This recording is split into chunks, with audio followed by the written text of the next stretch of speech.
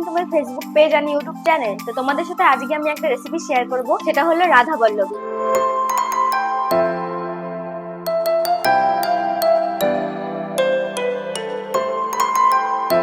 রাধা বল্লভী বানানোর জন্য কি কি লাগছে চলো আগে সেটা দেখে নিই। তো প্রথমেই লাগবে আমাদের এই যে এরকম ময়দা। আমি ময়দা নিয়ে নিয়েছি, আমরা 4 জন খাবো তো সেই পরিমাণ অনুযায়ী আমি ময়দা নিয়ে নিয়েছি। তোমরা তোমাদের পরিমাণ অনুযায়ী ময়দা নিয়ে নেবে। আর লাগবে এখানে ডাল, মানে বিউলির ডাল বাটা। আমি এটা সারা রাত ভিজিয়ে রেখেছিলাম, তারপরে মিক্সিতে পেস্ট করে নিয়েছি হালকা স্মুথ করে। বেশি একদম স্মুথ করিনি, হালকা স্মুথ করেছি। দাঁড়া টাইপের আছে এখনো, এরকম দেখতে পাচ্ছ। একদম স্মুথ করার দরকার নেই, তাহলে ভালো হবে না। আর লাগবে আমাদের এখানে আদা, মরি আর কাঁচা লঙ্কা বাটা। আর লাগবে পরিমাণ মতন একটু চিনি আর সামান্য একটু নুন। এখানে লাগবে 2 টেবিল চামচের মতন সাদা তেল। তো প্রথমে আমরা ময়দার ডোটা বানিয়ে নেব। তো তার জন্য কি কি লাগবে চলো সেটা দেখে নিই। তো প্রথমে নিয়ে নিয়েছি এখানে ময়দা, আর এখানে লাগবে আদা, কাঁচা লঙ্কা আর মৌরি বাটা, সেটা এখানে দিয়ে দেব। কিছুটা পরিমাণ দিয়ে দিলাম। আর লাগছে চিনি, স্বাদ মতো নুন, দিয়ে ভালো মতন মেখে নেব আগে। তো আদা মৌরি বাটা দিয়ে আমি বেশ ভালো মতন ময়দাটা মেখে নিয়েছি। এখানে আমি দিয়ে দেবো এখন একটু ডাল বাটা, বিউলির ডাল, এই বাটাটা একটু দিয়ে দেবো। বিউলির ডাল বাটাটা দিয়ে আবারও ভালো মতন মেখে নেব। এরকম একটা দরদরা পেস্ট, এরকম একটা দরদরা হয়ে যাবে ময়দাটা। এই যে দেখতেই পাচ্ছ, বেশ ভালো মতন এখানে ময়দার সাথে সমস্ত ইনগ্রেডিয়েন্ট মেখে নিতে হবে। তারপর এখানে দিয়ে দেবো কিছুটা পরিমাণ সাদা তেল, দিয়ে আবারও মেখে নেব ভালো মতো। তো সমস্ত মশলাপাতি দিয়ে আমার ময়দাটা মাখা হয়ে গেছে। এখন এখানে দিয়ে দেবো পরিমাণ মতন জল। পরিমাণ মতন জল দিয়ে এখন আমি ময়দাটা ভালো মতন মেখে নেবো, একটা ডো করে রাখবো। তো তোমরা দেখতেই পাচ্ছ, ঠিক এরকম একটা টেক্সচার চলে আসবে ময়দাতে, এইরকম। এই পর্যায়ে দিয়ে দেবো আমরা জল, অল্প অল্প জল দিয়ে প্রথমে মাখবো।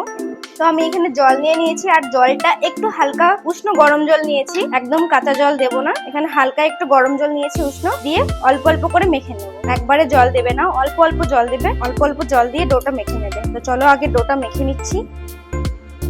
ঠিক এরকম পর্যায়ে দেখো, খুব সুন্দর মতন আমি এখানে ময়দাটা মেখে নিয়েছি। অল্প অল্প জল দিয়েছিলাম, একবারে দেইনি। এই ঠিক এরকম একটা টেক্সচার চলে আসবে।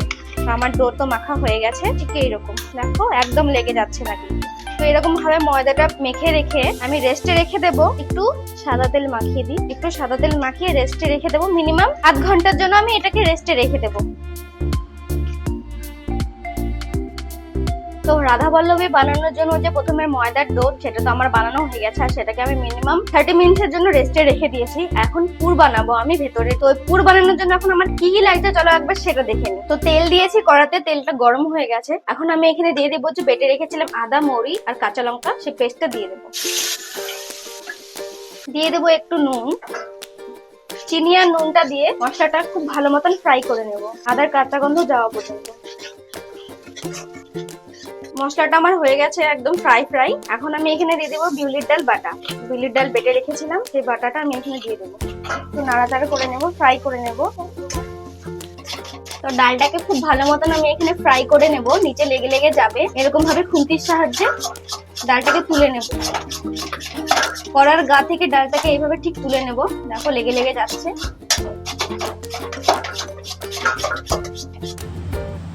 তো আমার তো পুর বানানো কমপ্লিট হয়ে গেছে।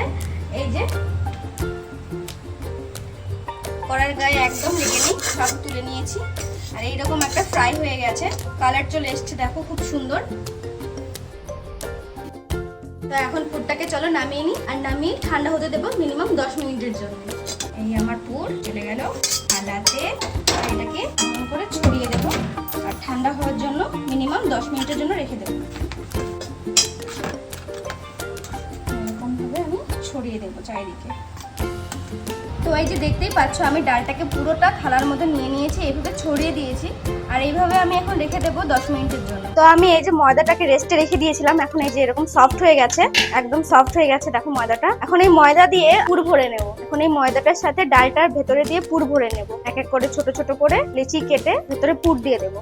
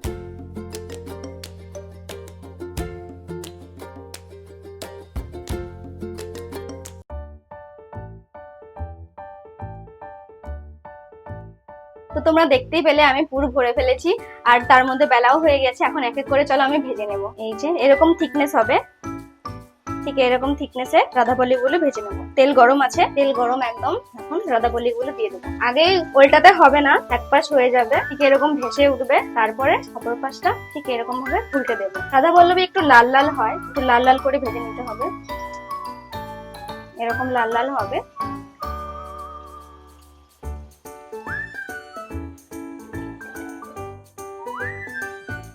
দেখো কত সুন্দর ভাবে ফুলে উঠেছে রাধাবল্লভীটা। এখন আমি নামিয়ে নেব।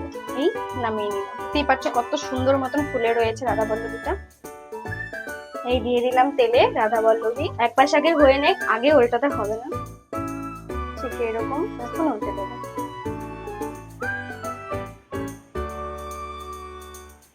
দেখো কত সুন্দর মতন ফুলে উঠেছে। তো আরেক পাশ উল্টে দিই।